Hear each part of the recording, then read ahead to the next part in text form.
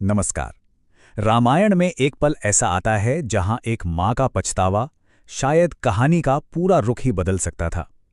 ये बात उस वक्त की है जब रानी कैकेयी के दो वरदानों ने राम को वनवास और भरत को राज सिंहासन दिलवा दिया था। तो आज चलिए उसी एक मार्मिक रात की कहानी को समझते हैं। उस रात की कहानी में बस तीन ही चीजें थी। एक सभा जो शायद सबकी किस्मत का फैसला करने वाली थी, एक भाई जो ग्लानि और दुख के बोझ तले दबा हुआ था, और एक माँ जिसका पछतावा सब कुछ बदलने वाला था।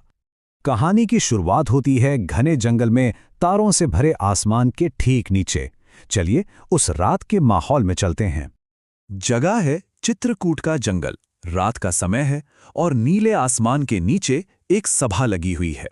चारों तरफ जलते हुए दिए माहौल को और भी गंभीर बना रहे हैं। और वहां जो लोग मौजूद हैं वो सब देवताओं की तरह आंखें गड़ाए बस देख रहे हैं।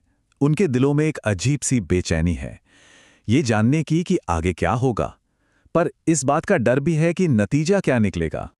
अब सोचिए, इतने तनाव के बीच करौंदे के बागों से फूलों की धीमी धीमी खुशबू हवा में घुल रही है। वो खुशबू उस चांदनी रात को और भी खास बना रही थी, जैसे ये सब कुछ सपना हो। और फिर उस खामोशी को तोड़ती हुई एक आवाज गूंजती है, प्रभु राम की आवाज, जो समंदर की तरह गहरी और शांत थी। बस यहीं से कहानी एक नया मोड़ लेती है। तो चलिए अब उस पल में चलते हैं जब प्रभु राम उस भारी चुप्पी को तोड़ते हैं और एक सवाल पूछते हैं। राम सीधे अपने भाई भरत से पूछते हैं, हे श्रेष्ठ भरत, अब अपनी इच्छा बताओ। कितना सीधा सा सवाल है ना? लेकिन ये वो सवाल था जो भरत के दिल में दबे सारे दर्द को बाहर लाने वाला था। और राम के ये शब्द सुनते ही पूरी सभा में जैसे बिजली सी दौड़ गई। जो लोग अब तक एक सपने में खोए हुए थे वो सब अचानक जाग गए। सबकी नजरें अब भरत पर थीं। और यहीं से कहानी का सबसे भावुक हिस्सा शुरू होता है। वो हिस्सा जहां भरत अपने मन का सारा बोझ उतार देते हैं। भरत का जवाब देखिए, जवाब नहीं, एक सवाल है। वो कहते हैं, हे आर्य, अब भरत की कोई इच्छा बची भी है क्या? जब मुझे बिना किसी रुकावट के पूरा राज्य मिल ही गया, तो अब क्या चाहूं? इन शब्दों में कोई खुशी नहीं है, बल्कि गहरा दुख और ताना छिपा है। उन्हें वो सब मिल गया जो वो कभी चाहते ही नहीं थे, और यही बात उन्हें अंदर ही अंदर खाई जा रही थी।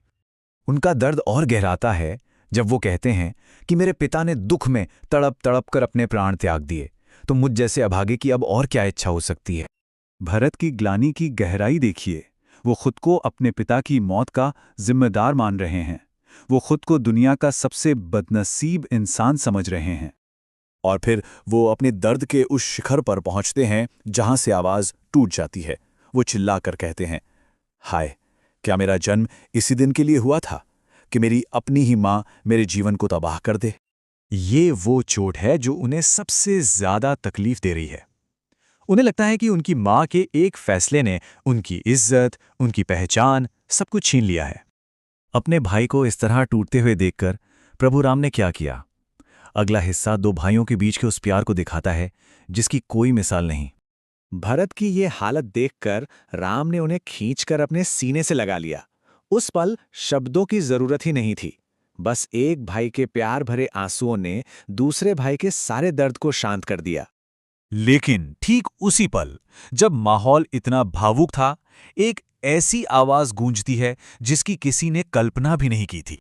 इस गहरे भावुक माहौल में जब दो भाई एक दूसरे को दिलासा दे रहे थे, कौन हो सकता था वो जिसने उस पल में बोलने की हिम्मत की? और वो आवाज कहती है, अगर ये सब सच है तो अब तुम घर लौट चलो। आवाज में ना कोई हिचक थी, ना कोई डर, बस एक सीधी सी मजबूत बात। और ये दृढ़ आवाज थी कैकेयी की। जी हां, वही कैकेयी जिनकी वजह से ये सारा संकट खड़ा हुआ था। कैकेयी के मुंह से ये शब्द सुनकर पूरी सभा में जैसे सन्नाटा छा गया। सब हैरान, किसी को अपने कानों पर यकीन नहीं हो रहा था। एक पल के लिए जैसे वक्त ही रुक गया हो।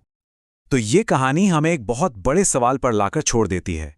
क्या एक मां का सच्चा पश्चाताप उसकी की हुई सबसे बड़ी गलती को भी सुधार सकता है? इस पर सोचिएगा जरूर।